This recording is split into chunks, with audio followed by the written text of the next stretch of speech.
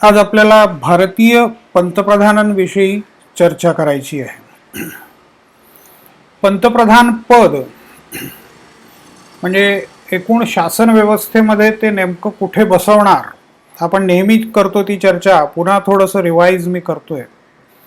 शासन व्यवस्था, भारताचं शासन लोकशाही शासन व्यवस्था आहे.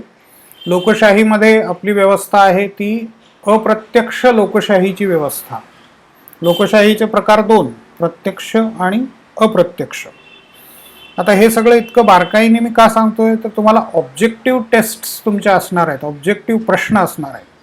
निदान आत्ता पहिली जी परीक्षा होणार आहे तुमची, आता ती ऑब्जेक्टिव्ह असणार आहे, ती ऑनलाईन असणार आहे.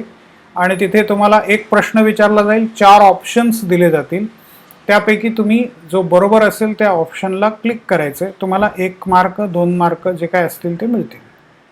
असे तुम्हाला 40 प्रश्न सोडवायचे आहेत. एकूण प्रश्नपत्रिकेमध्ये 50 प्रश्न असतील, त्यापैकी 40 सोडवायचे आणि त्याला तुम्हाला प्रत्येकी मग मार्क काय असतील ते मिळतील. युनिव्हर्सिटीने अजून सगळं क्लिअर केलेलं नाही आहे, याच्यामध्ये थोडेफार बदल पण होऊ शकतात. पण साधारणपणे एवढं निश्चित आहे की तुमची आता येणारी परीक्षा ऑनलाईन असेल, ऑब्जेक्टिव्ह स्वरूपाची असेल, वस्तुनिष्ठ स्वरूपाचे प्रश्न त्याला म्हणतात. त्यामुळे मी एवढं बारकाईने ते सगळं पाहतोय की शासनाचे एकूण भाग किती असा प्रश्न विचारला, 3 4 5 6, तर यापैकी तुमचं उत्तर असेल 3. कायदे मंडळ, कार्यकारी मंडळ आणि न्याय मंडळ. जे इथे तुम्हाला दिसतंय तर कायदे मंडळ, आपण इथे पॉइंटर घेऊया. कायदे मंडळ, कार्यकारी मंडळ आणि न्याय मंडळ. कायदे मंडळाचे भाग किती, पुन्हा दुसरा प्रश्न येऊ शकतो. लोकसभा, राज्यसभा आणि राष्ट्रपती. पहिले 2 तर उत्तरं बहुतेकांची बरोबर येतात, पण तिसरं लोकांना माहीत नसतं. राष्ट्रपती हे सुद्धा कायदे मंडळाचे अविभाज्य घटक आहेत.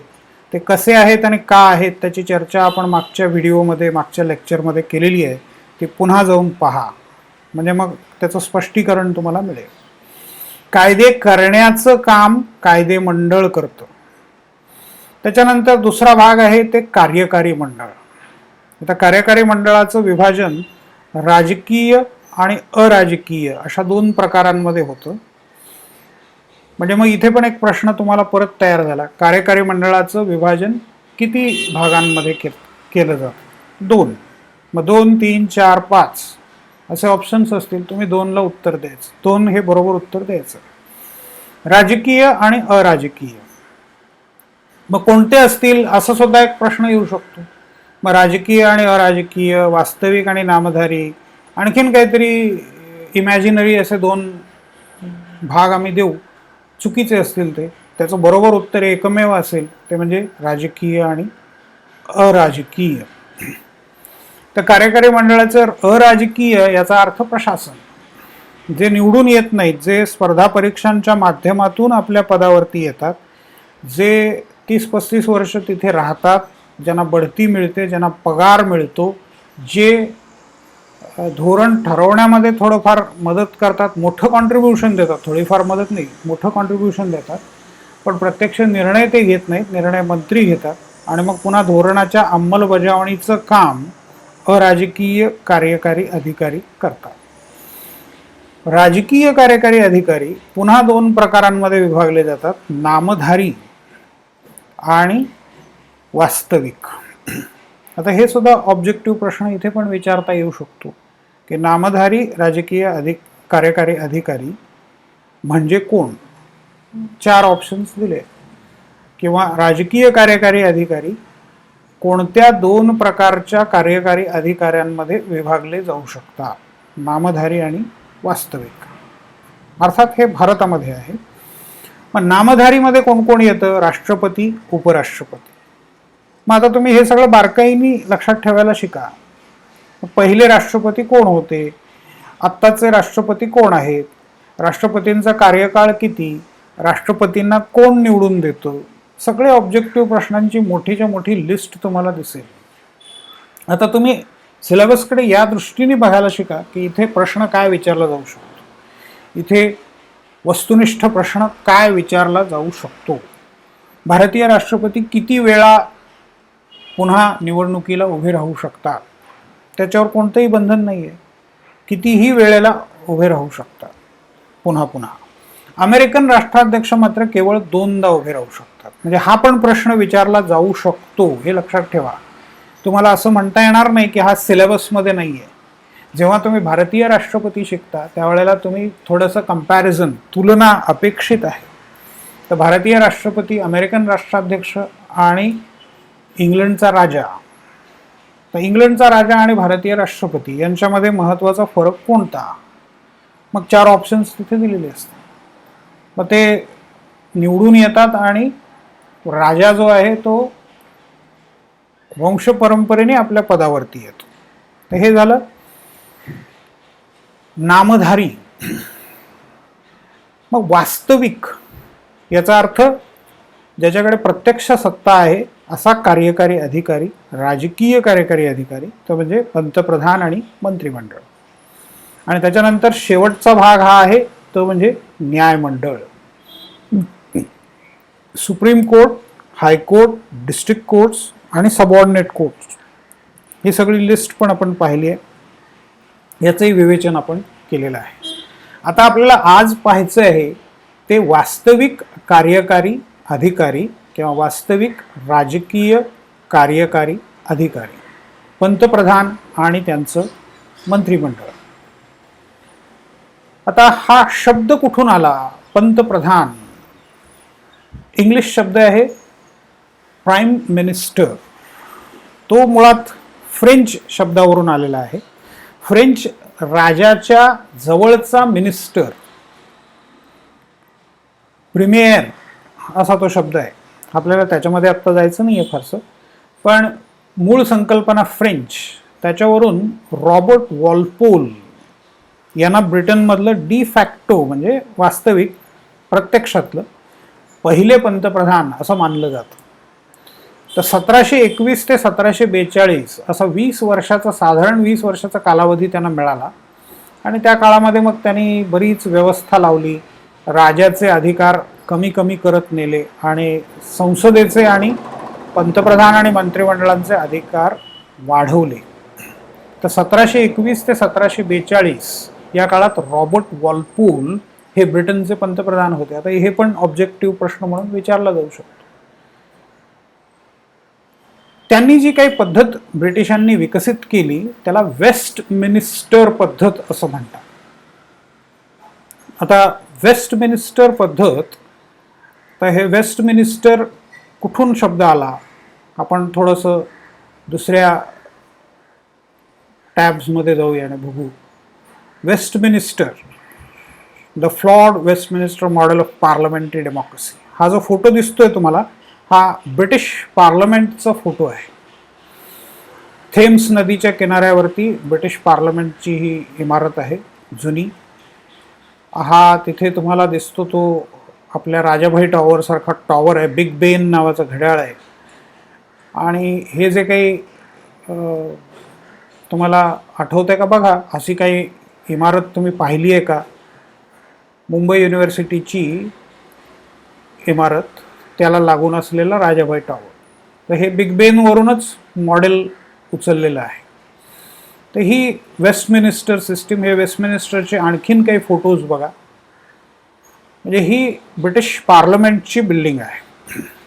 तर या वेस्टमिनिस्टरवरून, वेस्टमिनिस्टर पॅलेस आहे तो, राजवाडा म्हणायचं, त्याच्यावरून त्या संसदीय पद्धतीला किंवा पार्लमेंटरी फॉर्म ऑफ गव्हर्नमेंटला वेस्टमिनिस्टर पद्धत असं म्हटलं जातं. अमेरिकेमध्ये अध्यक्षीय पद्धत आहे आणि फ्रान्समध्ये सेमी प्रेसिडेन्शियल, म्हणजे तिथे प्राईम मिनिस्टर पण आहे आणि अध्यक्ष पण आहेत, पंतप्रधान पण आहेत आणि अध्यक्ष पण आहेत. आणि दोघांच्या मध्ये सत्तेचं विभाजन केलेलं आहे. दोघंही निवडून येतात. त्यामुळे फ्रेंच पद्धत वेगळी, अमेरिकन पद्धत वेगळी आणि ब्रिटिश किंवा पार्लमेंटरी सिस्टीम किंवा वेस्टमिनिस्टर सिस्टीम वेगळी.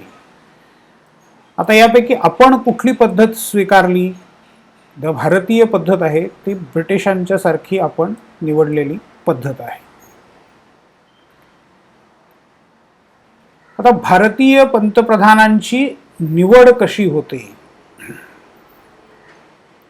प्रेझेंटेशन मोडमध्ये जाऊया पुन्हा आपण. भारतीय पंतप्रधानांची, म्हणजे डिस्ट्रॅक्शन कमी आणि पॉइंटर पण आपल्याला वापरता येतो. माझा एक आवडता प्रश्न आहे मुलांना विचारण्याचा. पंतप्रधान पदासाठी क्वालिफिकेशन्स कोणकोणती आहेत?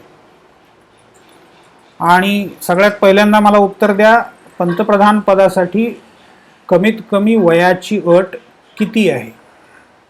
मग इथे सगळेच गोंधळतात आणि बहुतेकांचं उत्तर असतं 35, कारण त्यांनी राष्ट्रपती पदाच्या संदर्भात वयाची अट वाचलेली असते, उपराष्ट्रपतींच्या संदर्भात वयाची अट वाचलेली असते आणि ते बेधडक सांगून टाकतात की पंतप्रधानांसाठीची सुद्धा वयाची अट 35 वर्ष आहे कमीत कमी.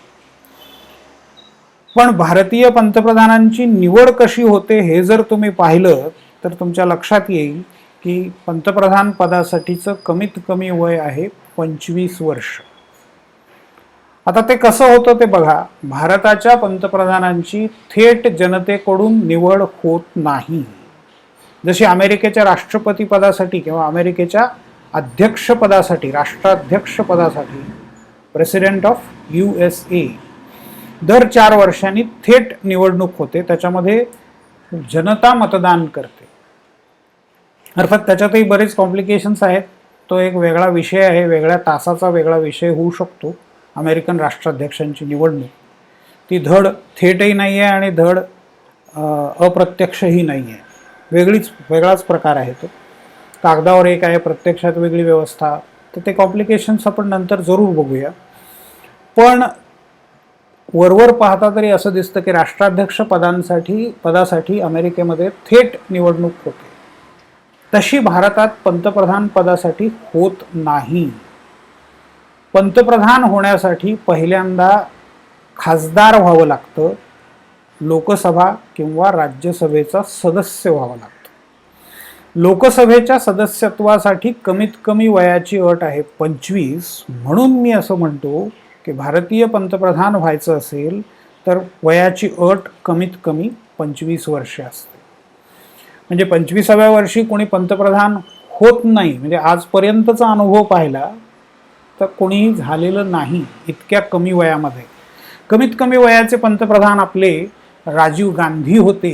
ते 40व्या वर्षी पंतप्रधान झाले. ते 40-42 साधारणपणे असेल. तुम्ही त्यांची होमवर्क म्हणून जन्मतारीख काढून बघा किंवा थोड्या वेळाने आपण लिस्ट बघणार आहोत, त्याच्यामध्ये ते लक्षात येईल तुमच्या.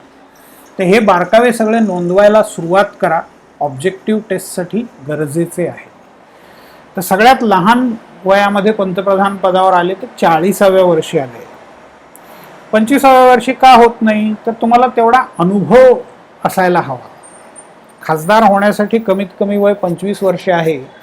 तर 25 वर्षानंतर जर खासदार झाला तर लगेच तुम्ही पंतप्रधान नाही होऊ शकत. भारताच्या राजकारणाचा आवाका निदान भारतभर तुम्ही फिरलेले तरी असले पाहिजेत. सगळ्या भारतामध्ये तुम्हाला लोक ओळखत असले पाहिजेत आणि तुम्हाला त्यांनी पसंत करायला हवं पंतप्रधान म्हणून. तर त्यासाठी तुमचे काहीतरी कार्य हवं. तर वयाच्या 25व्या वर्षी फार काही स्कोप असतो असं मला वाटत नाही. त्याच्यामुळे साधारणपणे 40-40च्या पुढचेच सगळे आपले पंतप्रधान आहेत. उलट असं म्हणता येईल की 50-60 या वयामध्येच पंतप्रधान पदावरती लोक पोचलेले दिसतात. तर खासदार व्हायचं पहिल्यांदा.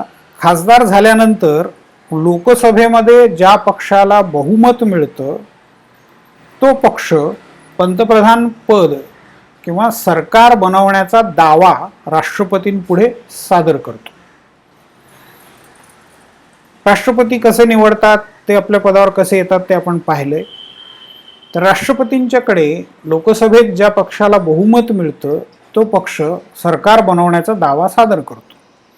अर्थात त्यावेळेला त्या पक्षाचा नेता निवडलेला असेल किंवा नसेल, असेल तर मग नेता सादर करतो.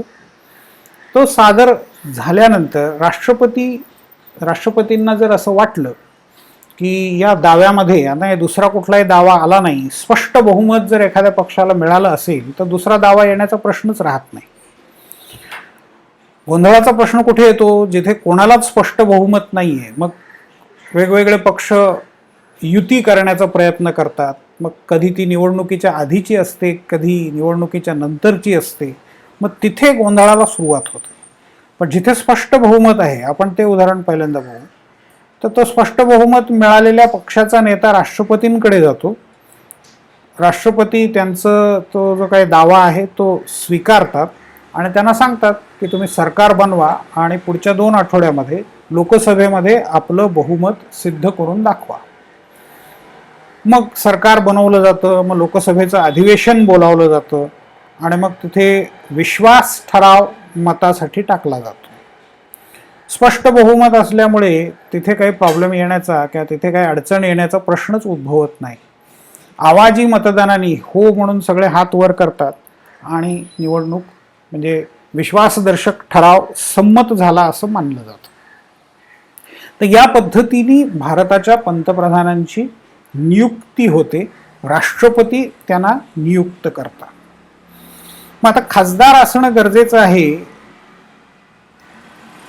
पण काही वेळेला असं मनमोहन सिंगाचं उदाहरण तुम्हाला घेता येईल. डॉक्टर मनमोहन सिंग पंतप्रधान झाले त्यावेळेला ते खासदार नव्हते. म्हणजे त्यावेळच्या राजकारणानुसार सोनिया गांधींना पंतप्रधान करणं असं काहीतरी काँग्रेसच्या योजनेमध्ये होतं.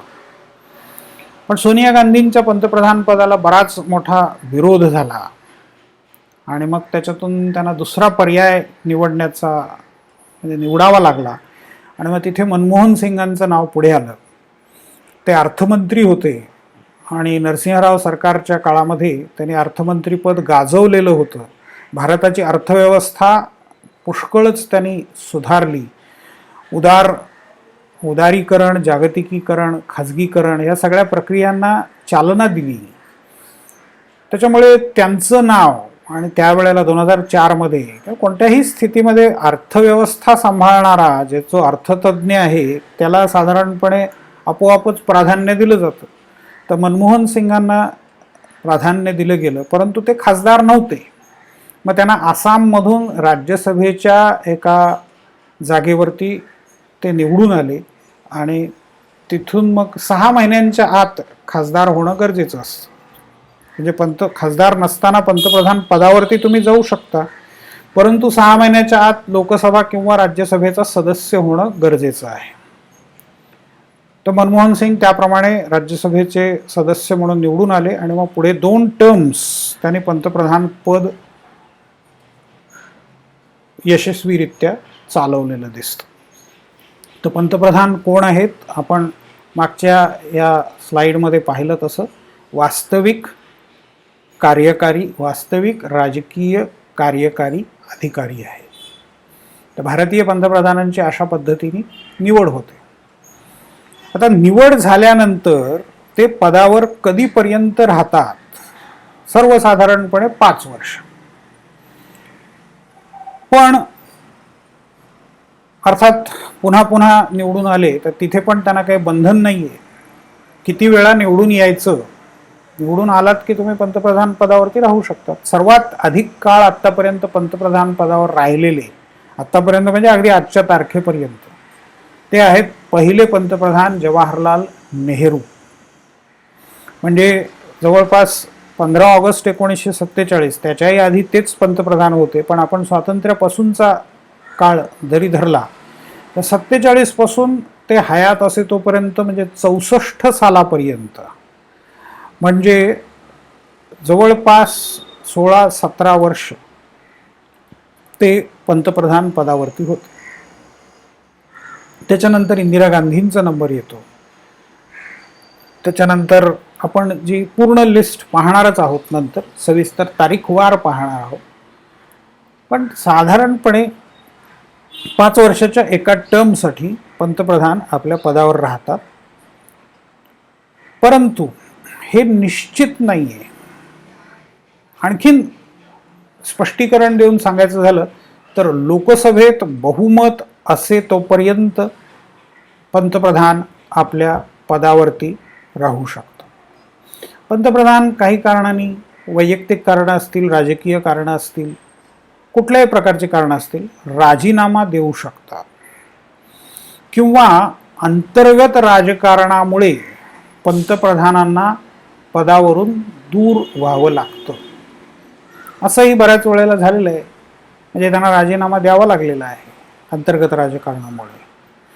मग देवेगौडा असतील किंवा चंद्रशेखर असतील, व्ही पी सिंग असतील, म्हणजे अविश्वास ठराव मंजूर झाला म्हणून पण राजीनामा द्यावा लागलेला आहे.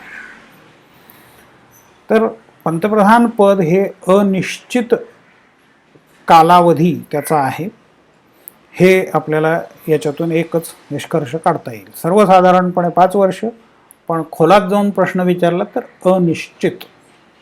जोपर्यंत लोकसभेत बहुमत आहे तोपर्यंत पदावर राहू शकतो. बहुमत असतानाही त्यांना वाटलं म्हणून काही वेगळ्या कारणांसाठी राजीनामा पण देऊ शकतात. ते संसदेचे नेते असतात. लोकसभेत निवडून येऊ द्यात किंवा राज्यसभेमध्ये येऊ द्यात, ते संसदेचे नेते असतात. ते लोकनेते असतात, जनतेचे नेते. जनता पंतप्रधान पदावरती लोकप्रिय असलेला व्यक्तीच जाऊ शकतो. जवाहरलाल नेहरू यांची लोकप्रियता प्रसिद्ध आहे, सगळ्यांनाच माहिती आहे. आज आता सगळीकडे जगभरात सुरक्षेचं वातावरण आहे. VIP प्रोटेक्शन, झेड सिक्युरिटी, आणखीन काय काय बरंच असतं. पण जवाहरलाल नेहरूंचे जर काही डॉक्युमेंटरीज पाहिल्या, तुम्ही फिल्म्स पाहिल्या, तर असं त्याच्यात दिसेल स्पष्ट की त्यांची सभा चालू आहे आणि एका फिल्ममध्ये, गांधी नावाचं जी रिचर्ड अटनबराची फिल्म आहे, त्याच्यामध्ये पण त्यांनी हे दृश्य घेतलेलं आहे की नेहरूंची सभा चालू आहे आणि सभेमध्ये समोर काहीतरी गोंधळ होतोय. पोलिसांना लोक आवरत नाही आहेत. नेहरू स्टेजवरून खाली उतरतात, पोलिसाची काठी हातात घेतात आणि लोकांना मागे हटवतात. लोकांच्या गर्दीमध्ये घुसून मागे हटवण्याचा प्रयत्न करतात. म्हणजे जनतेचं प्रचंड समर्थन आहे. नेहरूंना भीती वाटली नाही की आपण जनतेच्या गर्दीमध्ये आपण जर घुसलो तर आपल्याला पायदळी तुडवलं जाईल किंवा मारलं जाईल किंवा काहीतरी धोका होईल, ही भीती त्यांना वाटली नाही. राजीव गांधींच्या बाबतीत पण असं म्हटलं जातं की त्यांनी, त्यांच्या सुरक्षा रक्षकांना भीती असायची, कारण ते एकदम मॉबमध्ये जायचे केव्हाही. त्यांना त्याचं भीती वाटायची नाही. पण जी भीती सुरक्षा अधिकाऱ्यांना वाटत होती तीच शेवटी खरी ठरलेली तुम्हाला दिसते. तुम्ही इतिहास काढून पाहिलात तर तुमच्या लक्षात येईल. म्हणजे एका सभेमध्ये असंच दोघांनी येऊन त्यांच्या गळ्यामध्ये हार घातला आणि मग त्याच्यामध्ये बॉम्ब जे त्या बाईच्या अंगावरती लावलेले होते ते सगळे बॉम्ब उडाले आणि त्याच्यामध्ये त्यांचा मृत्यू झाला. पण पंतप्रधान हे लोकनेते असतात, त्यांना जनतेचं समर्थन असतं. आता इथे मला अमेरिकेच्या राष्ट्राध्यक्षांची एक गोष्ट आठवते. FD रूझवेल्ट हे अमेरिकेचे राष्ट्राध्यक्ष. त्यांचा हा फोटो बघा, अतिशय आकर्षक असा फोटो आहे. whitehouse.gov या साईटवरती तुम्हाला सगळ्या अमेरिकन प्रेसिडेंट्सची लिस्ट मिळेल. तर फ्रँकलिन डी रूझवेल्ट हे 32वे प्रेसिडेंट. 1933 ते 1945 या कालावधीमध्ये ते प्रेसिडेंट होते आणि त्यांनी पुष्कळ काही टेनेसी व्हॅली अथॉरिटी एस्टॅब्लिश केली. म्हणजे न्यू डील पॉलिसी असं त्याला म्हणतात. अमेरिकेमध्ये किंवा एकूणच जगामध्ये 32च्या सुमाराला, 30-32च्या सुमाराला जागतिक मंदीचं वातावरण होतं. मंदी पसरलेली होती, आर्थिक मंदी. ही मंदी संपवण्याचं काम या न्यू डील पॉलिसीनी केलं. म्हणजे सरकारने हस्तक्षेप करून अर्थव्यवस्थेमध्ये पैसे ओतणं. आता सरकारी हस्तक्षेपाला भांडवलशाही ज्या व्यवस्था असतात किंवा भांडवलशाही समर्थक अशा व्यवस्था असतात त्याच्यामध्ये सहसा विरोध होतो. भांडवलदारांचा पुरस्कार करणाऱ्या ज्या व्यवस्था आहेत त्या सरकारी हस्तक्षेपाला विरोध करतात. त्याप्रमाणे अमेरिकेच्या संसदेने त्याला विरोध केला. फ्रँकलिन डी रूझवेल्ट यांनी त्यावेळेला रेडिओवरून भाषणं द्यायला सुरुवात केली. रेडिओ हे त्यावेळेचं लोकप्रिय असं माध्यम होतं. टी व्ही एवढा पॉप्युलर नव्हता, का टी व्ही अवेलेबल नव्हता एवढा मोठ्या प्रमाणावरती. रेडिओ सगळ्यांपर्यंत पोचलेला, त्यामुळे रेडिओवरून भाषणं दिली आणि मग लोकांची मतं रूझवेल्ट जे काय म्हणतात त्या बाजूनी वळली आणि काँग्रेसला म्हणजे अमेरिकन संसदेला न्यू डील मान्य करावी लागली. तर ही जी काही व्यवस्था आहे, ही जी काही पद्धत आहे, याला म्हणतात जनतेचं समर्थन असलेला नेता. तर पंतप्रधान हे या प्रकारे जनतेचे नेते असतात, लोकनेते असतात. आता आपण भारतीय पंतप्रधानांची यादी बघूया. भारतीय पंतप्रधानांची ही साईट बघा, आता सध्या अगदी कलरफुल केलेली आहे. प्रत्येक ठिकाणी लिंक आहे. तुम्ही ही लिंक क्लिक केलीत तर तुम्हाला भाषण किंवा वेगवेगळ्या गोष्टी पाहायला मिळतील. आता इथे म्हटलं की गो टू मेन साईट. आता हे मेन साईट मी उघडून ठेवली आहे. तर इथे फॉर्मर प्राईम मिनिस्टर्स त्याची लिस्ट दिली आहे. पंतप्रधान मोदी हे भारतामध्ये पंतप्रधान पदावरती आलेले 15वे व्यक्ती आहेत. 14वे होते ते मनमोहन सिंग, त्यांच्या आधी अटल बिहारी वाजपेयी, आठवते का बघा तुम्हाला. त्याच्या आधी इंदर कुमार गुजराल. मग इथे तुम्ही बहुतेक खूप लहान असाल, साधारणपणे आत्ताची जी बॅच आहे त्यांचा जन्म 2000-2001च्या सुमाराला केव्हा तरी झालेला असण्याची शक्यता आहे. 2000 ते 2005, 2006-07 इथपर्यंत म्हणायला हरकत नाही. तर याच्या मागचा इतिहास तुम्हाला फारसा ऐकून माहिती नाही आहे. ज्याने मुद्दाम वाचलंय त्याला माहिती असू शकतो. तर गुजराल, देवेगौडा, नरसिंह राव, त्याच्यानंतर चंद्रशेखर, विश्वनाथ प्रताप सिंग, राजीव गांधी, इंदिरा गांधी, चरण सिंग, मोरारजीभाई देसाई, गुलझारीलाल नंदा, लालबहादूर शास्त्री आणि जवाहरलाल नेहरू. तर पंतप्रधान farmer prime minister of India, तर ही जी ऑफिशियल साईट आहे ती जरूर पहा. परंतु अधिक एक्सप्लेनेटरी आणि अधिक ॲनालिटिकल असे जर काही पेज असेल तर हे विकिपीडियाचं पेज आहे. तर हे जरूर पहा. ओळीने आपण एक एक प्राईम मिनिस्टर्स. पहिले प्राईम मिनिस्टर जवाहरलाल नेहरू, 1889 ते 1964. इथे खाली तुम्ही पहा एक फोटो त्याने दिला आहे की सध्या हयात असलेले भूतपूर्व पंतप्रधान. म्हणजे हा पण एक ऑब्जेक्टिव्ह प्रश्न तुमचा होऊ शकतो. तर ॲज ऑफ 22 नोव्हेंबर, आता हे प्रोग्रामॅटिकली इथे सेट केलेलं असतं. हे उद्या बघितलं तर 23 नोव्हेंबर दिसेल. ऑटोमॅटिकली ती डेट चेंज होत जाईल आणि जेव्हा केव्हा काही घटना घडेल त्यावेळेला मग पेजवरती चेंजेस केले जातील. तर सध्या हयात असलेले 2च भूतपूर्व पंतप्रधान आहेत, देवेगौडा आणि मनमोहन सिंग. तर HD देवेगौडा हे 1996 ते 97 या काळामध्ये पंतप्रधान होते. आता त्यांचं वय सध्याचं 87 आहे. आणि मनमोहन सिंग हे 2004 ते 14 या 10 वर्षांच्या कालावधीसाठी पंतप्रधान होते आणि त्यांचं सध्याचं वय आहे 88.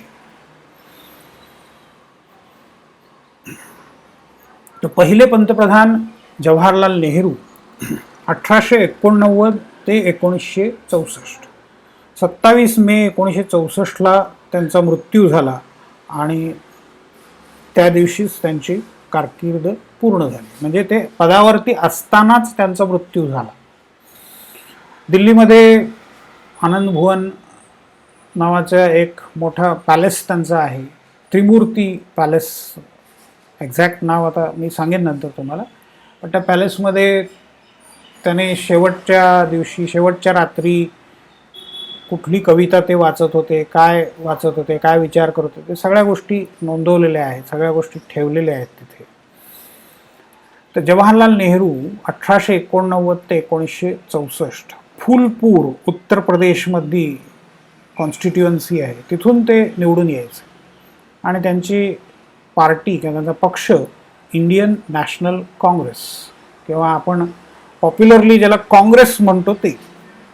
आता यांचं टर्म ऑफ ऑफिस कसं दिलंय ते पहा. 15 ऑगस्ट 1947 ते 52.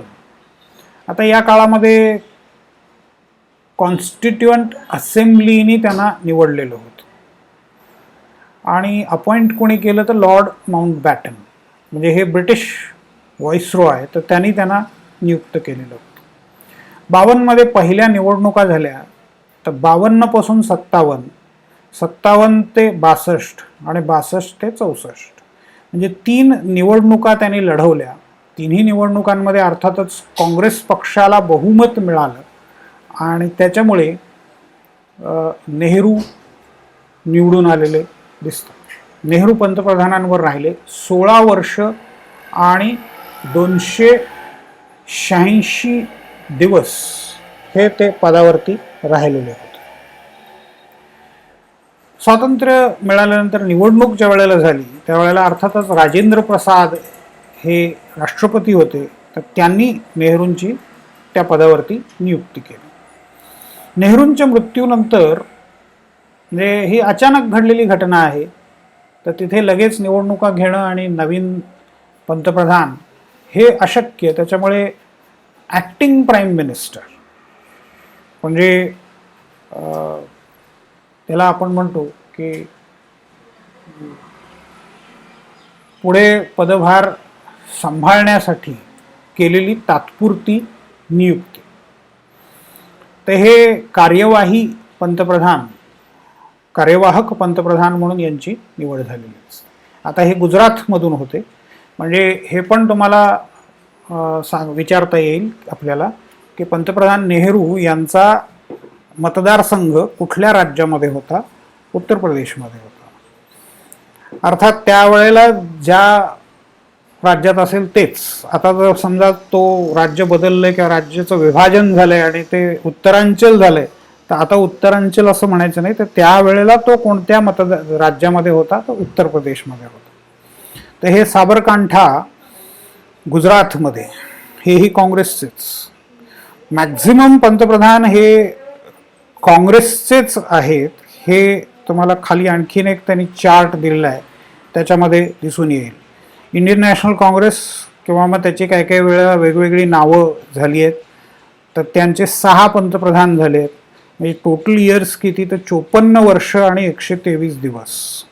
BJP 12 वर्ष झाली आहेत. जनता दल, जनता पक्ष आणि हे सगळे जनता पक्ष एस,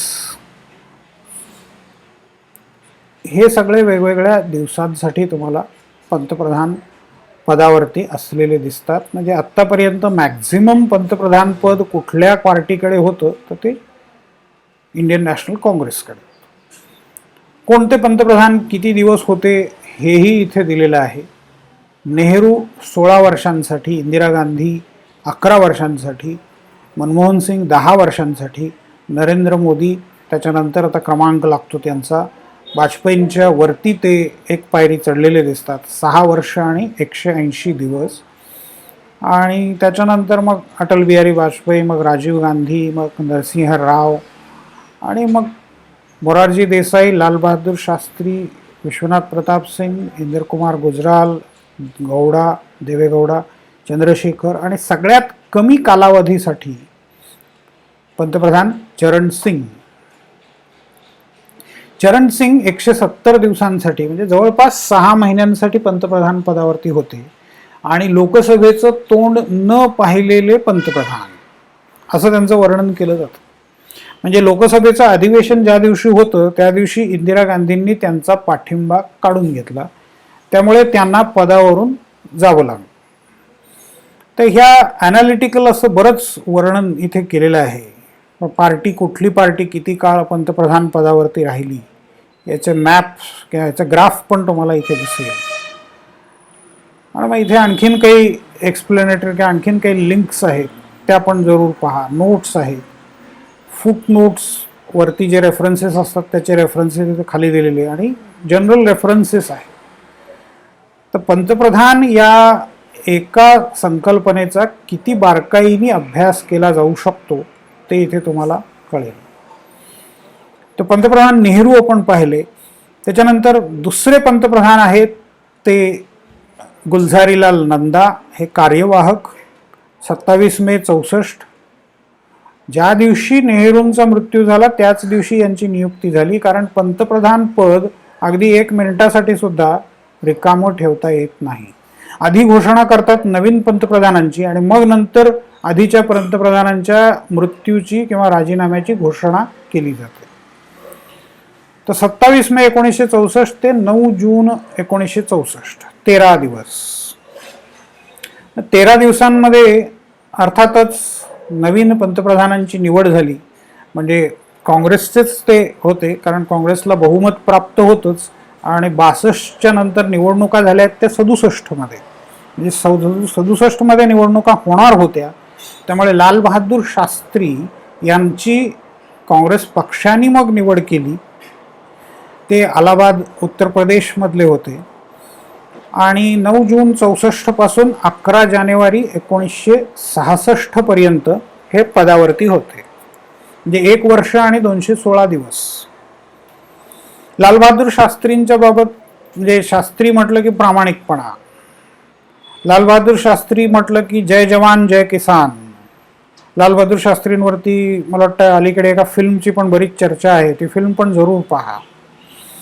त्यांचा मृत्यू त्यावेळच्या USSR मध्ये ताशकंद या शहरामध्ये गूढ परिस्थितीमध्ये झाला. त्याची चर्चा सगळी त्या पिक्चरमध्ये केलेली आहे. अर्थात लालबहादूर शास्त्रींच्या नातेवाईकांनी त्या सिनेमामध्ये जो सिद्धांत मांडला आहे, जी थिअरी मांडली आहे, त्याच्याशी आम्ही सहमत नाही असं स्पष्ट केलेलं आहे. हे पण लक्षात घ्या. थोडंसं चौकस राहून सगळ्या दृष्टीने वाचायला पण शिका. पण लालबहादूर शास्त्रींचा हार्ट अटॅकनी मृत्यू झाला असं ऑफिशियली घोषित केलेलं असलं तरी लोकांना अजूनही शंका आहे. 11 जानेवारी 66 नंतर मग पुन्हा गुलझारीलाल नंदा, मग यांना पंतप्रधान होण्याची इच्छा होती, पण 2 वेळेला त्यांना ॲक्टिंग प्राईम मिनिस्टरच बनवलं गेलं. आत्ता अलीकडे, म्हणजे तरी त्याला आता 22 वर्ष झाली, 1898 ते 1998, म्हणजे जवळपास 100 वर्षाचं आयुष्य त्यांना लाभलं. हेही काँग्रेसचेच. तर 11 जानेवारी 66 ते 24 जानेवारी 66, पुन्हा 13 दिवसांचाच कालावधी त्यांना मिळालेला आहे. आणि हे 2 ॲक्टिंग प्राईम मिनिस्टरशिप त्यांना मिळालेल्या होत्या. तर 66 पासून पुन्हा इंदिरा गांधींनी पद सांभाळलं. आता हे होताना बरंच राजकारण झालेलं आहे, बऱ्याच उलथापालथी काँग्रेसमध्ये झालेल्या आहेत. आणि इंदिरा गांधी या तशा पुढच्या पिढीमधल्या, म्हणजे लालबहादूर शास्त्री, गुलझारीलाल नंदा किंवा मोरारजीभाई देसाई, हे सगळे इंदिरा गांधीच्या आधीच्या पिढीतले किंवा नेहरूंच्या बरोबरीच्या पिढीतले. तर नेहरूंच्या मृत्यूनंतर आपल्याला पंतप्रधान पद मिळेल असं या सगळ्या ज्येष्ठांना साहजिक वाटत होतं, वयाचा विचार करता. परंतु इंदिरा गांधी किंवा एकूण नेहरू गांधी घराण्याची जी ताकद आहे, काँग्रेसमधला त्यांचा जो प्रभाव आहे, त्याच्यामुळे त्यांना फारसं काही करता आलं नाही आणि इंदिरा गांधींच्याकडे हे पद गेलं. मग त्या पहिल्यांदा राज्यसभेच्या MP म्हणून निवडून आल्या उत्तर प्रदेशमधून. आणि मग 24 जानेवारी 66 पासून 67 पर्यंत, 4 मार्च 67 पर्यंत त्या पंतप्रधान होत्या. मग त्यानंतर 67 मध्ये इलेक्शन्स झाले लोकसभेचे, मी मागाशी म्हटलं तसं 62 नंतरच्या 67 मध्ये होणाऱ्या. तर रायबरेली या मतदारसंघातून त्या पहिल्यांदा निवडून आल्या. म्हणजे इथे सुद्धा आपल्याला परत ऑब्जेक्टिव्ह प्रश्नांना मोठा स्कोप आहे. तर रायबरेलीमधून, उत्तर प्रदेशमधून त्या निवडून आल्या. मग इंडियन नॅशनल काँग्रेस R, आता ह्या R आणि O याचा परत इतिहास मी तुम्हाला वेगळा थोडासा सांगेन. तर 4 मार्च 67 पासून मग 15 मार्च 71 पर्यंत, आणि मग 71 मध्ये त्यांनी भारताच्या इतिहासामधल्या पहिल्या मुदतपूर्व निवडणुका जाहीर केल्या. आता भारताच्या इतिहासातल्या पहिल्या, याचं कारण 1952 ते 1957, 1957 ते 1962 आणि 1962 ते 1967 अशा ओळीनी निवडणुका भारतामध्ये झालेल्या आहेत. आणि त्या चारही जनरल इलेक्शन्स लोकसभेच्या आणि विधानसभेच्या एकाच वेळेला झालेल्या आहे, हेही लक्षात घ्या. परंतु 67 नंतर हे सगळं चक्र जे आहे ते बिघडलं. लोकसभेच्या निवडणुका लवकर जाहीर झाल्या आणि 71 मध्ये निवडणुका झाल्या. 71 सालामध्ये मार्च, फेब्रुवारी किंवा मार्च असेल. इलेक्शन्ससाठी वेगळे लिंक पहा, त्याच्यामध्ये डिटेल्स त्याचे पण तुम्हाला मिळतील. 15 मार्च 71 पासून मग त्या 77 सालापर्यंत पदावरती होत्या. आता इथे पण बऱ्याच उलथापालथी झालेल्या आहेत. इंदिरा गांधींना असलेला विरोध थांबत नव्हता. इंदिरा गांधींवरती जयप्रकाश नारायण आणि त्यांनी चालवलेलं आंदोलन यांनी भ्रष्टाचाराचे अनेक आरोप ठेवले. संपूर्ण क्रांती, अशी क्रांती जयप्रकाश नारायण या लोकनेत्यांनी सुरू केली. लोकनेते जयप्रकाश नारायण असंच म्हणायचं, जेपी. तर या सगळ्या विरोधी पक्षाच्या नेत्यांना तुरुंगात टाकलं गेलं आणि त्यांचा छळ झाला. आणि मग 26 जून 1975 ते 1977 पर्यंत आणीबाणी घोषित करण्यात आली, राष्ट्रीय आणीबाणी. 77 मध्ये निवडणुका झाल्या आणि मग तिथे मग इंदिरा गांधींच्या काँग्रेस सरकारचा पराभव झाला. 11 वर्ष 59 दिवस त्या पंतप्रधान होत्या. बाजूला तुम्ही हे पाहताय की कोणत्या राष्ट्रपतींनी नियुक्त केलं. सुरुवातीचे पंतप्रधान तुम्ही बघितले असतील तर राजेंद्र प्रसाद, लॉर्ड माउंटबॅटन, त्यानंतर राजेंद्र प्रसाद, त्याच्यानंतर सर्वपल्ली राधाकृष्णन, त्यानंतर व्ही गिरी, बी जगती. आता हे नंतरचं तुम्ही बाजूला पाहत जा, राष्ट्रपती कोण होते, कोणत्या राष्ट्रपतींनी पंतप्रधान पदावरती त्यांची नियुक्ती केली. 77 साली निवडणुका झाल्या आणि तिथे जनता पक्ष, विरोधी पक्षांचं एकत्रित येऊन बनवलेला हा पक्ष होता. तर या जनता पक्षाला विजय मिळाला आणि मग त्याचं नेतृत्व सुरतमधून निवडून आलेले मोरारजीभाई देसाई यांनी केलं. 24 मार्च 77 ते 28 जुलै 1979, 2 वर्ष 126 दिवस त्याच्यात त्यांना राजीनामा द्यावा लागला. मोरारजीभाई देसाईंनी, म्हणजे तो काळच असा होता की इंदिरा गांधींच्या हुकुमशाहीच्या वर विजय मिळवणारे नेते म्हणून त्यांचा पुष्कळ मोठा गौरव, लोकांच्याकडनं कौतुक लोकांनी डोक्यावर घेतलेलं होतं. पण मग त्यांना योग्य असं प्रतिसाद देता आला नाही असं म्हणावं लागतं आज. आता 1896 ते 1995, म्हणजे जवळपास 100 वर्षाचं आयुष्य त्यांनाही लाभलेलं होतं. त्यांचा वाढदिवस 29 फेब्रुवारीला यायचा, त्याच्यामुळे असं म्हणायचं की 4 वर्षातनं एकदा यांचा वाढदिवस होतो. दीर्घायुष्य यांना लाभलं. परंतु हे सरकार जे आहे, जयप्रकाश नारायणांनी त्यांना एक सल्ला दिला होता की तुम्ही इंदिरा गांधींचा विरोध करणं, इंदिरा गांधींवर सूड उगवणं हे राजकारण करू नका. पॉझिटिव्ह काहीतरी करायचा प्रयत्न करा, लोकांचे प्रश्न सोडवा. प्रत्यक्षात उलट झालं. इंदिरा गांधींच्यावर रोजच्या रोज खटले भरत राहणं, त्यांची तुरुंगातली मुदत वाढवत राहणं, हा सगळा प्रकार होत राहिला. आणि मग त्यातून इंदिरा गांधींच्या बद्दलची लोकांच्या मनातली सहानुभूतीच वाढायला लागली. मोरारजीभाई देसाईंच्या सरकारचं फारसं मोठं कार्य होऊ शकलं नाही. अंतर्गत संघर्षांना सुरुवात झाली.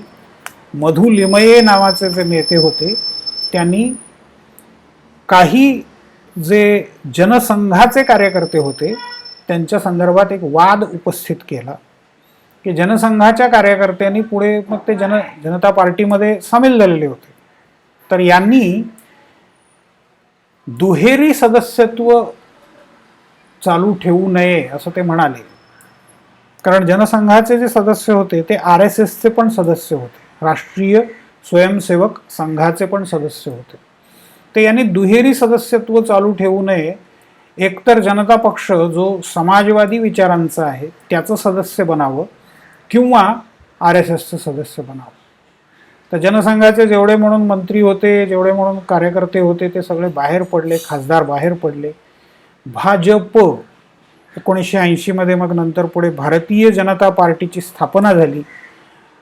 लालकृष्ण अडवाणी, अटल बिहारी वाजपेयी हे त्याचे नेते झाले आणि मग त्याचा आजपर्यंतचा प्रवास तुम्हाला आता माहिती आहे. ते हे बाहेर पडले आणि मग नंतर फाटाफूट झाली आणि मोरारजीभाई देसाईंचं सरकार पडलं. रेझिग्नेशन त्यांना द्यावं लागलेलं आहे.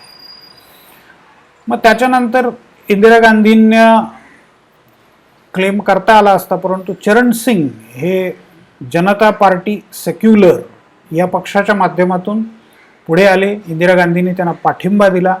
हे पण उत्तर प्रदेशचेच आहे. सुरुवातीचे बरेचसे पंतप्रधान आपले तुम्ही बघा, उत्तर प्रदेश, गुजरात, उत्तर प्रदेश, गुजरात, उत्तर प्रदेश, गुजरात, उत्तर प्रदेश.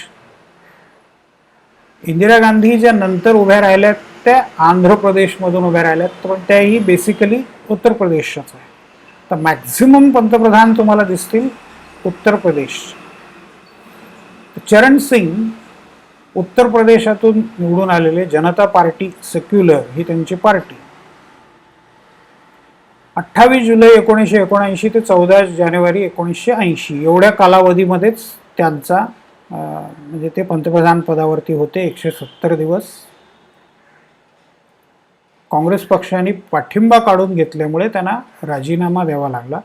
राष्ट्रपती राजवट लागू झाली, निवडणुका झाल्या आणि मग या निवडणुकांमध्ये मेडक नावाचा आंध्र प्रदेशमधला जो मतदारसंघ आहे, तिथे पण तुम्हाला ऑब्जेक्टिव्ह प्रश्न विचारायला जागा आहे हे लक्षात घ्या. इंडियन नॅशनल काँग्रेस म्हणजे इंदिरा काँग्रेस या नावानेच मग तो पक्ष प्रसिद्ध झाला. मग 80 ते 84 या काळामध्ये इंदिरा गांधी पंतप्रधान होत्या. 4 वर्ष आणि 291 दिवस. 31 ऑक्टोबर 1984 रोजी पंतप्रधान इंदिरा गांधींची त्यांच्या राहत्या घरामध्ये त्यांच्याच सुरक्षा रक्षकांनी गोळ्या घालून हत्या केली. हे सुरक्षा रक्षक आणि पंजाबचा प्रश्न त्याच्याशी सगळं संबंधित होतं. पंजाबमध्ये ब्लू स्टार ऑपरेशन झालेलं होतं. अमृतसरमध्ये सुवर्ण मंदिरामध्ये लष्कराने कारवाई केली, त्याला ब्लू स्टार ऑपरेशन असं म्हणतात. 1984 मध्येच जानेवारीमध्ये साधारणपणे ही कारवाई झाली. लेफ्टनंट जनरल वैद्य हे त्याचं नेतृत्व करत होते. त्या वैद्यांचं पण पुढे पुण्यामध्ये हत्या झाली, पुण्याजवळ 85 सालामध्ये. तर 31 ऑक्टोबर 84ला काही अतिरेक्यांनी इंदिरा गांधींची हत्या घडवून आणली. आता हा पंजाबचा प्रश्न काय होता हे सगळं आपल्याला पुढच्या दहशतवादाचं पुढचं सेमिस्टर जे आहे त्याच्यामध्ये दहशतवादाचा एक चॅप्टर आहे, त्याच्यामध्ये सगळं अभ्यासायचंच आहे. मी उल्लेख करून ठेवले तर ते तुम्ही सगळे बघू शकता. मग पुन्हा अर्थातच त्याच दिवशी म्हणजे ॲक्टिंग प्राईम मिनिस्टर असं न करता म्हणजे राजीव गांधींची निवड झाली. काँग्रेस पक्षाने निवड केली. मग पुढे ते अमेठीमधून निवडून आले. अमेठी हा मतदारसंघ म्हणजे अजूनसुद्धा राहुल गांधी अमेठीमधून निवडणूक लढवतात. अमेठीमध्ये आत्ता त्यांचा पराभव पण झालेला आहे. ते 31 ऑक्टोबर 84 ते 31 डिसेंबर 84. मग डिसेंबरमध्ये इलेक्शन्स झाले आणि काँग्रेसला अभूतपूर्व बहुमत मिळालं. म्हणजे जवळपास 415 जागा मिळाल्या आणि सगळ्यात मोठा विरोधी पक्ष हा आंध्र प्रदेशमधला तेलुगू देशम पक्ष होता, ज्याला 28-29 जागा होत्या. म्हणजे राजीव गांधी त्यांना हवे ते बदल अगदी घटनेमध्ये सुद्धा करू शकत होते. 84 ते 89 असं 5 वर्ष आणि एकूण 32 दिवस असा कालावधी त्यांना मिळाला. त्याच कालावधीमध्ये शेवटी VP सिंग हे गृहस्थ पुढे आले. ते मंत्री होते, इंदिरा गांधींच्या मंत्रिमंडळातही मंत्री होते, जुने काँग्रेसमन. तर त्यांच्या महत्त्वाकांक्षा वाढल्या आणि मग त्यांनी राजीव गांधींवरती भ्रष्टाचाराचे आरोप केले. लोटस नावाचं एक अकाउंट, बोफोर्स घोटाळा. तर बोफोर्स घोटाळा काय आहे, कशाशी संबंधित आहे, तर स्वीडनमधल्या तोफांशी संबंधित आहे. याच्यावर पण ऑब्जेक्टिव्ह प्रश्न परत विचारले जाऊ शकतात. तर स्वीडिश तोफा भारतीय लष्करासाठी आयात केल्या होत्या. त्या स्वीडिश तोफांच्या प्रकरणामध्ये लोटस नावाच्या अकाउंटमध्ये पैसे ट्रान्सफर झाले आहेत. आणि लोटस म्हणजे कमळ, लोटसला संस्कृतमध्ये राजीव म्हणतात. तर हे कोड नेम किंवा हे कोड अकाउंट जे आहे ते राजीव गांधींचंच आहे असा आरोप विश्वनाथ प्रताप सिंगांनी केला. ते अर्थात काहीही त्यांना सिद्ध करता आलेलं नाही. आणि आता सर्वोच्च न्यायालयाने राजीव गांधी आणि बाकीच्या सर्वांवरचे आरोप बोफोर्स तोफ प्रकरणातले रद्द ठरवलेले आहे. म्हणजे ही आत्ताची स्थिती आहे. परंतु त्यावेळेला व्ही पी सिंग यांनी राजकारण केलं, ते यशस्वी झालं आणि 89च्या निवडणुकांमध्ये ते पंतप्रधान पदावरती आले. पण ते साधारणपणे 11 महिनेच पदावरती राहू शकले. पंतप्रधान पदाची निवडणूक लढवत असताना, पदावर असताना त्यांच्यावरती त्यांच्या घरातल्या लोकांनीच खटले भरले आणि हा माणूस मानसिकदृष्ट्या स्टेबल नाही असे आरोप पण झाले. सुप्रीम कोर्टाने उत्तर दिलं की हा एका वेळेला एक बोलतो, दुसऱ्या वेळेला दुसरं, वेगवेगळ्या वेगवेगळ्या भूमिका घेतात. तर सुप्रीम कोर्टाचं त्याला उत्तर असं होतं की हे जसं एखाद्या अस्थिर किंवा मनोरुग्णाचं लक्षण असू शकतं, तसं ते अत्यंत विद्वान माणसाचं सुद्धा लक्षण असू शकतं. आणि व्ही पी सिंग हे दुसऱ्या कॅटेगरीमध्ये आहेत असं कोर्टाने म्हटलेलं होतं. तर सिंगांनी मोहीम चालवली. 11 महिने म्हणजे 343 दिवस सरकार चालवलं. आणि यांच्याच काळामध्ये मग मंडल आयोगाचा प्रश्न उभा राहिला. मग पुढे मंडल आणि कमंडल असं राजकारण पण सुरू झालं. आणि मग त्याच्यामध्ये तुम्हाला दिसेल की कमंडल जिंकलेलं आहे. कमंडल म्हणजे साधू जो तांब्या घेऊन फिरतो त्याला कमंडल असं म्हणतात.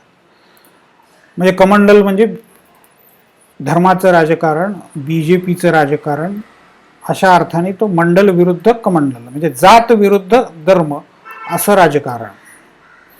तर व्ही पी सिंगांचं सरकार पडल्यानंतर पुन्हा जसा चरण सिंगांना इंदिरा गांधींनी पाठिंबा दिला होता, तसं चंद्रशेखरांना राजीव गांधींनी पाठिंबा दिला. आणि बलिया उत्तर प्रदेशमधून निवडून येणारे समाजवादी जनता पक्षाचे हे नेते 10 नोव्हेंबर 1990 ते 21 जून 1991 या 223 दिवसांच्या कालावधीसाठी पंतप्रधान पदावरती होते. मे जूनमध्ये निवडणुका झाल्या आणि अर्थातच तिथे काँग्रेसला कसं बसं आपलं बहुमत टिकवता आलं. झारखंड मुक्ती मोर्चा आणि आणखीन काही पक्षांमधून फाटाफूट झाली आणि मग काँग्रेसला सपोर्ट मिळाला. नरसिंह राव हे पंतप्रधान झाले, आंध्र प्रदेशमधले नंद्याल मतदारसंघातले. शरद पवारांनी महाराष्ट्रातून तेव्हा पंतप्रधान पदासाठी प्रयत्न केले होते, पण ते यशस्वी होऊ नाही शकले. नरसिंह राव 1991 ते 96 या कालावधीसाठी पंतप्रधान पदावरती राहिले. म्हणजे 4 वर्ष 330 दिवस, म्हणजे जवळपास 5 वर्ष 35 दिवस कमी पडत आहेत. नरसिंहरावांनी मनमोहन सिंगांच्या मदतीने अर्थव्यवस्था संपूर्णपणे बदलून टाकली. म्हणजे 91 नंतरचा भारत हा वेगळा भारत आहे, अनेक अर्थांनी वेगळा भारत आहे. काँग्रेसचं राजकारण बदललं. काँग्रेसचे आत्तापर्यंतचे जे एकाच घराण्यातले नेते होते त्याच्याऐवजी हे पर्यायी नेते उपलब्ध झाले आणि मग एकूण देशाचंही राजकारण या काळामध्ये मोठ्या प्रमाणावरती बदललेलं दिसतं. पण याच काळामध्ये बाबरी मशिदीचं प्रकरण झालं, याच काळामध्ये दंगली झाल्या, याच काळामध्ये हवाला प्रकरणही झालं. आणि मग 96 मध्ये अटल बिहारी वाजपेयी हे 16 दिवसांसाठी पंतप्रधान म्हणून निवडले गेले. 16 दिवसांसाठी याचं कारण त्यांचं बहुमत ते सिद्ध करू शकले नाही. त्यामुळे त्यांच्यावरती जो विश्वास ठराव मांडला होता तो सिद्ध होणार नाही हे लक्षात आल्यानंतर त्यांनी राजीनामा देऊन टाकला. तर अटल बिहारी वाजपेयी केवळ 16 दिवस पदावरती राहिले. लखनौमधून ते निवडून आले होते. आत्ता 2018मध्ये त्यांचा मृत्यू झाला. तेही 93-94 वर्षाचे असताना. भारतीय जनता पक्ष स्थापनेपासून त्या पक्षामध्ये ते आहेत. तर हे पहिल्यांदा त्यांना संधी मिळाली 96मध्ये. मग त्याच्यानंतर राष्ट्रपती त्यावेळेला शंकरदयाळ शर्मा होते. तर त्यांनी HD देवेगौडा यांना बोलावलं. हे राज्यसभेचे MP, कारण जनता दल आणि बाकीच्या सगळ्या विरोधी पक्षांनी मिळून एकत्रित येऊन मग यांना पंतप्रधान पदावरती बसवलं. 1 जून 96 ते 21 एप्रिल 97 कसं बसं वर्ष पूर्ण करत आले होते. 324 दिवस ते पूर्ण करता आलं नाही. इंदर कुमार गुजराल हे पंतप्रधान झाले. परराष्ट्र खातं हे यांचं आवडीचं खातं. हे पण राज्यसभेचे MP होते जनता दलाचे. तर 97 ते 98 साधारणपणे परत तेवढेच दिवस, 332 दिवस हे पंतप्रधान होते. 98मध्ये मग पुन्हा निवडणुका झाल्या. म्हणजे हा सगळा जो काळ आहे राजीव गांधींच्या मृत्यूनंतर, जे 89 नंतर भारतीय राजकारणातला सगळ्यात अस्थिर काळ म्हणता येईल. 89 नंतर तुम्ही पंतप्रधान पदाचे दिवस बघा, फक्त PV नरसिंहराव हे मोठा काळ दिसतात, परंतु ते सतत अस्थिर होते आणि या काळामध्ये अनेक मोठी वादग्रस्त प्रकरणं पण झाली. बाकीच्यांचा कार्यकाळ तुम्ही बघा, वर्ष पण पूर्ण करू शकलेले नाही. तर 98मध्ये पंतप्रधान पदावरती वाजपेयी आले. त्यावेळेला ते 1 वर्षासाठी पदावर राहिले, कारण त्यांना तिथे राजीनामा द्यावा लागलेला होता. म्हणजे त्यांच्यावरती अविश्वासाचा ठराव आणून तो मंजूर झाला. पण कारगिलचं युद्ध झालं आणि त्या युद्धाच्या दरम्यान कार्यवाहक म्हणून तेच पंतप्रधान राहिले.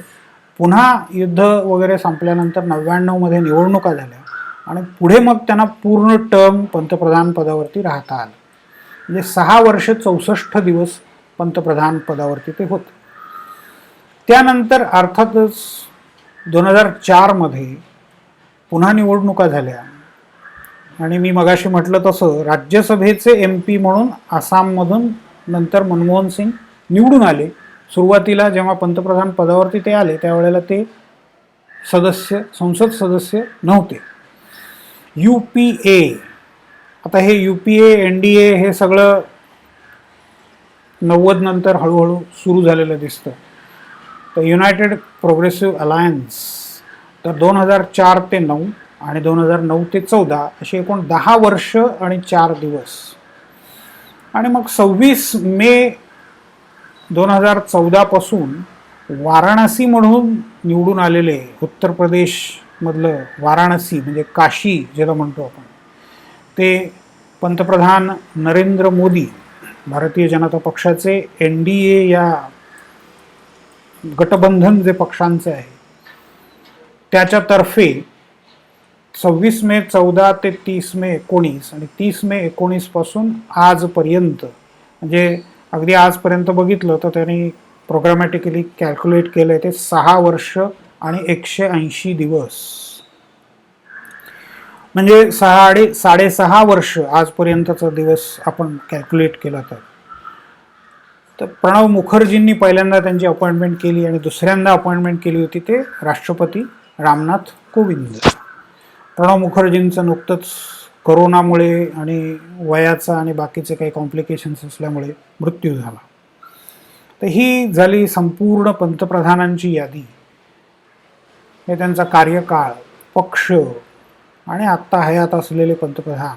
तर हे पेज जरूर वाचून पहा.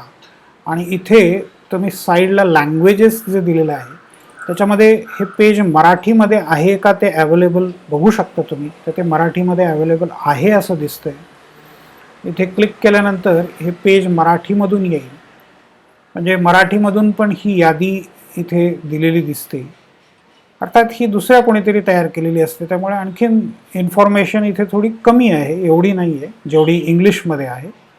परंतु तुम्हाला इंग्लिश वाचणं जड जात असेल, माझा सल्ला असा असेल की तुम्ही इंग्लिशमध्ये वाचा, इंग्लिशमध्ये वाचण्याची सवय करा.